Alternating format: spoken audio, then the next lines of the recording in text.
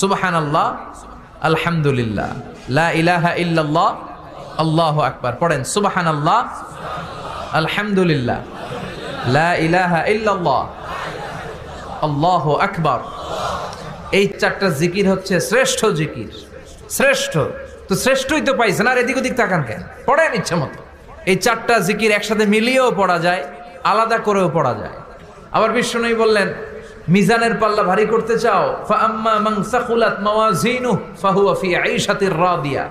মিজানের পাল্লা যারা ভারী করতে চাও তারা দুইটা জিকির করবা, সুবহানাল্লাহি ওয়া বিহামদিহি, সুবহানাল্লাহিল আযীম।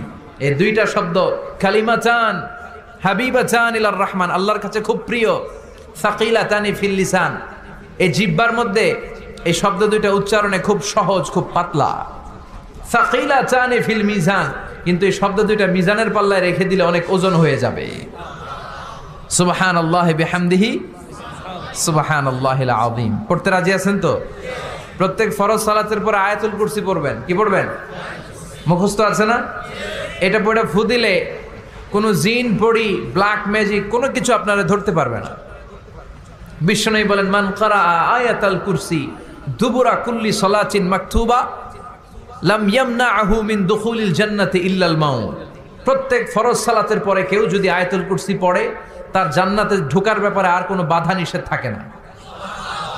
একটা জিনিস ছাড়া, সুবহানাল্লাহ, আরেকটু পরে বল, একটা জিনিস ছাড়া, ইল্লাল মাউত, সেটা হচ্ছে মৃত্যু। লোকটা মরে না তাই জান্নাতে যায় না, মরলেই জান্নাতি। এবার সুবহানাল্লাহ। তাহলে প্রত্যেক ফরজ সালাতের পরে আয়াতুল কুরসির দরকার আছে না নাই? প্রত্যেক ফরজ সালাতের পরে সালাম ফিরিয়ে আওয়াজ করে পড়বেন আল্লাহু আকবার।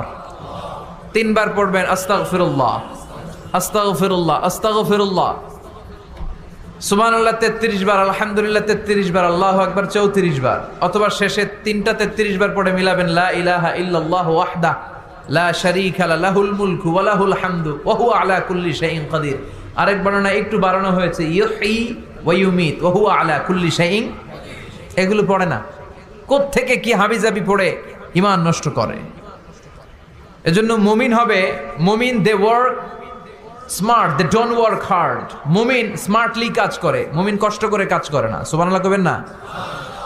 মুমিন সুযোগ খোঁজে, মুমিন কাজ করে smartly. They don't work hard, they work smart.